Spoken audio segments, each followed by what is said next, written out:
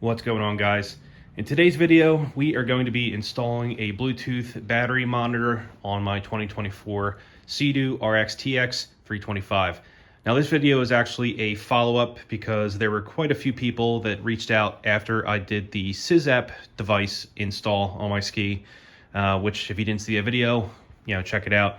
There's a device in here that is cellular based, comes with a lifetime plan that I can use to track and monitor my ski. It does have a battery monitoring function, but quite a few of you were asking for a more detailed report on the battery, because if you're out riding, a battery update every 5-10 minutes on an app is not going to be an accurate representation of how your battery is holding up, which makes sense. The batteries in these skis are pretty small. So if you're going far offshore, or even just, riding in general, maybe you're dropping anchor, hitting the beach somewhere, listening to music, the last thing you want to worry about is how well your battery's holding up, because it's kind of just guesswork. Especially if you are on a pre-2026 SeaDoo, which does not give you your battery voltage. It's just kind of a blank screen, doesn't give you any information until your battery is too low. But even if you have a 2026 with the bigger screen, the battery voltage alone is not going to give you any useful information, because you could have one battery that's at 12.5 volts, and that's more than enough to start and run the ski. And you could have another that's at 12.5 volts, and it's nowhere near close enough. Can't start the ski, whatever. It just depends on how well the battery life is. These are AGM batteries. If the cells are going bad internally, they can cause all kinds of different problems. I've made plenty of videos now on the SeaDoo electrical system, and why it's beneficial to upgrade the battery, possibly to a lithium, but also different ways of monitoring and checking on your battery health. I'll say it again, the batteries in these things, especially if you have a factory SeaDoo battery, are notoriously bad. They don't last long at all. And it is amazing how many problems that you can have just from a low battery condition. You can obviously have a ski that doesn't start. You could have a ski where the screen wakes up when you press the start button, nothing happens. You can have fault codes for things that don't relate to the battery, such as your O2 sensor going out of range, your map sensor going out of range, throttle body failure. You can have a ski that starts and runs perfectly fine, but your IBR motor doesn't turn on, so it throws IBR faults. All of these things can happen from a bad battery, or even just a weak battery. So those are things that you have to worry about just at the launch, or even just in general. But if you're out on the water and you're listening to music for 30 minutes, it's going to be useful to know how long you can actually listen to music, or if you're causing a condition where you're going to be stranded because now you can't start your ski. And that's what's leading up to this video today. In order to do that, we are going to be using the Ancel BM300 Pro, and I'll take this out of the box here in a minute. Ancel may be a name that you guys are familiar with. They make all kinds of things. They do make regular automotive battery testers. They make diagnostic scanners for OBD ports on your car. They make all kinds of things. I actually have a battery monitor in my truck. I have a hybrid truck with 2 batteries, and I don't have this one. I have a BM300 in it, and that's how I keep an eye on the smaller auxiliary battery, which is notoriously bad in the truck that I have. But the 300 Pro is the upgraded version. So, I like the one in my truck. This will be able to connect to the same account, but more importantly, this is rated for boats. So it can be in an environment that's going to be exposed to moisture, which I really like. So we're going to be installing this today. And this one here is compatible with lithium batteries, which is what I have in my ski. So it'll work with standard gel, AGM, lithium batteries. Basically, if you have a stock ski, this will be compatible with it. But this one gives you more useful information. It's all real time. So if your battery has 12.15 volts, this will let you know. And if it drops down to 12.14 in a fraction of a second later, it will tell you that. It's all live. So we'll get this set up on the app so you guys can see what it looks like. So what I'm going to do is, I already have a few connections on here. It's not too bad. And you can see this connection here. That's going off. That's going into the SysApp monitor that I have. It's mounted just behind here. So I'm going to try to find another spot to install this. I'm going to do that off camera, just to kind of see around where I want to put this. and then we'll pick up from there. We'll move on to what we need to do for the install. This is the device itself. It's internally fused, very lightweight, so we don't have to worry about connecting this to a inline fuse or anything like that. We can just connect this directly to the battery. And I think what I'm going to do, because I have room, I'm actually going to, there is a sticky pad on the back of this. I think I may stick it to the side of my Noco battery, just on, maybe on this side or the other side. I'm not exactly sure yet. There's plenty of room there. That way I don't have to worry about running wires anywhere else. It's already starting to look a little crowded in here with my external charger port that I have here. I have my bilge pump, which is a float-based one, connected here. And of course, I also have the SeaDoo device connected as well. So the battery's getting a little populated. It's getting a little tight with the wiring in here. So I'm probably just gonna mount this to the side of my Noco battery. Very easy. All we need to do is basically just wipe down the side with an alcohol pad or some rubbing alcohol, because I do have, you can see just the amount of grease and everything. That is the anti-corrosion spray that I use. So I have it on the battery as well, just from overspray. I'm gonna get that cleaned up, and then I'm gonna get this guy stuck to the side. Just peel off the sticky on the back side. I'll get it mounted on the battery. All right, so you can see there, we have the battery monitor just mounted to the side of my Noco battery. All we need to do now is connect it. And I just wanted to point this out. I know a couple of you guys always ask what flashlights I'm using. I pretty much use Sofern for everything. This one is the ST2. I'll show you that in a second, but this is the one I pretty much use in every single one of my videos. It's the Q8 Pro, pretty crazy bright flashlight. And the reason I use these is because they're just a little bit easier than using a standard work light like you see me use in the past. But this one in particular I like because you'll notice on the side here, we have 3 modes. One, R is our red mode. I don't really have a use for that. We have our standard mode here in the center.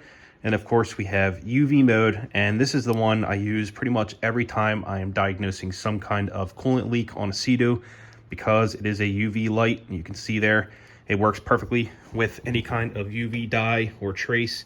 So I'll add this to the tank, let the ski run for a little bit. At some point when it starts to leak coolant, I'll just turn on the UV light, shine it in the hole, and I can find where the leak point is. But in this case, I'm just gonna be using the standard light, turn that on, that's our work light, and I have a swivel head.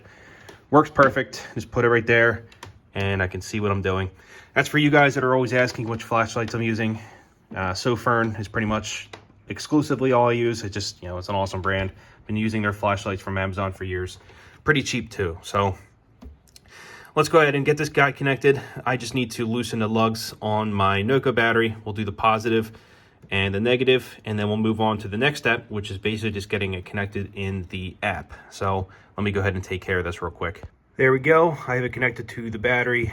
Positive, positive, negative, negative. So we can go ahead and download and open up the app. I just downloaded it. Let's open it up here, walk through all this process. I'm assuming I'm probably gonna have to create an account. Yes to the 1,000,005 permissions, add device. Oh, it found it already. All right, so let's connect. 13.23 volts, which is good.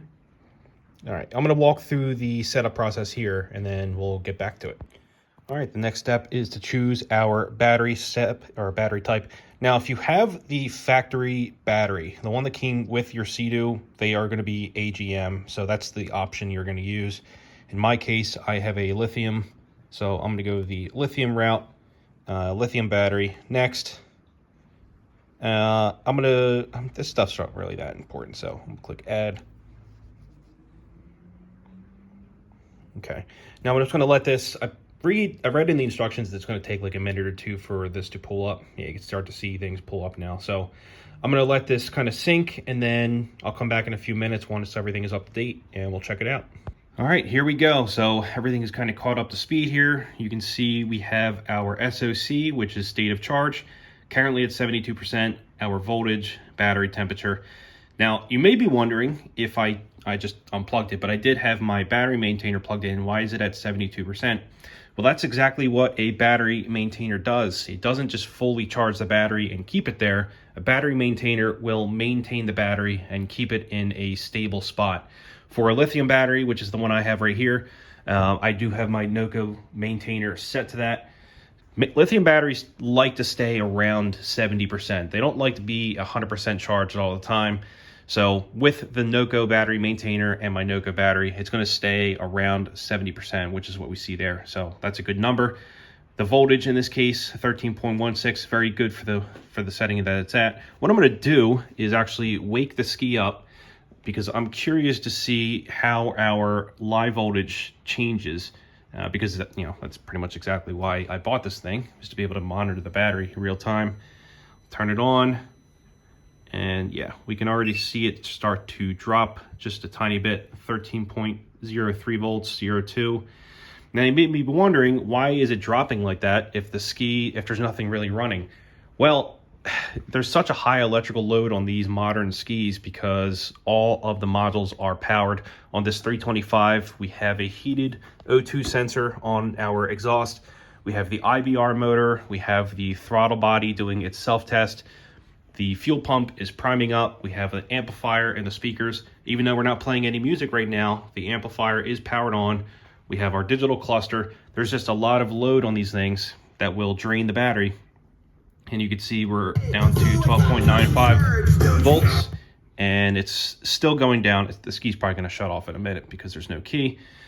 But it just goes to show, now if I was out riding on the ocean, the river, the lake, whatever, and I drop an anchor and listening to music, or I hit the beach and I'm listening to music, I can open up this app and reference my battery so that I know basically where things are at.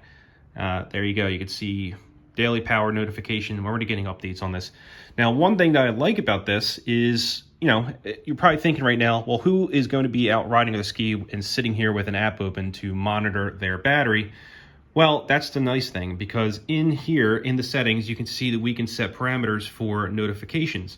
So we can set a warning, which in this case is the 80%, and then we can set a, hey, this is getting critical now. You really should start your ski to charge your battery back up.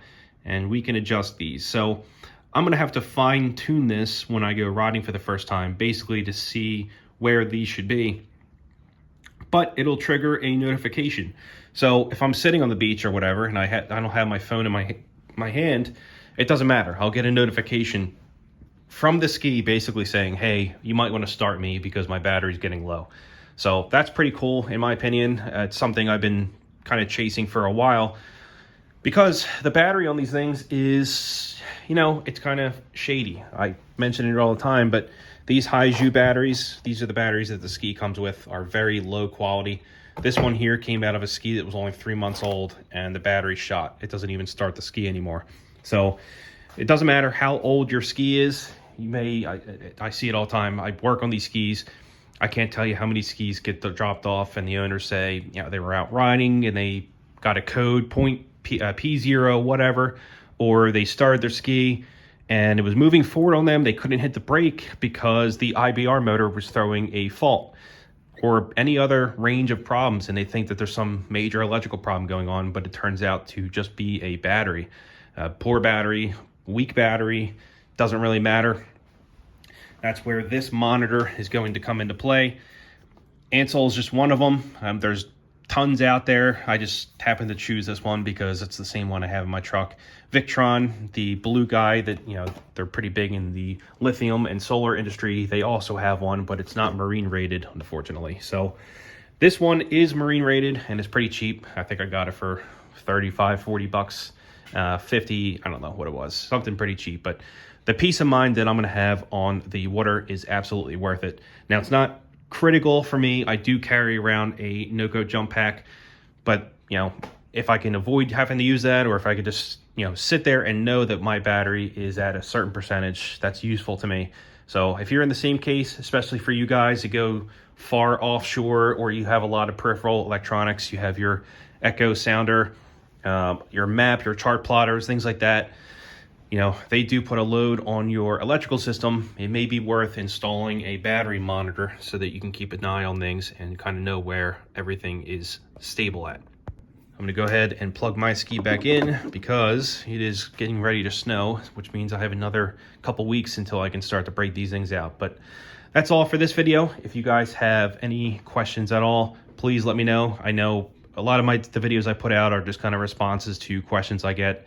either through the YouTube comments, email, Facebook comments and groups, things like that. So if you have any other questions, please let me know, and then I might even make a video out of it.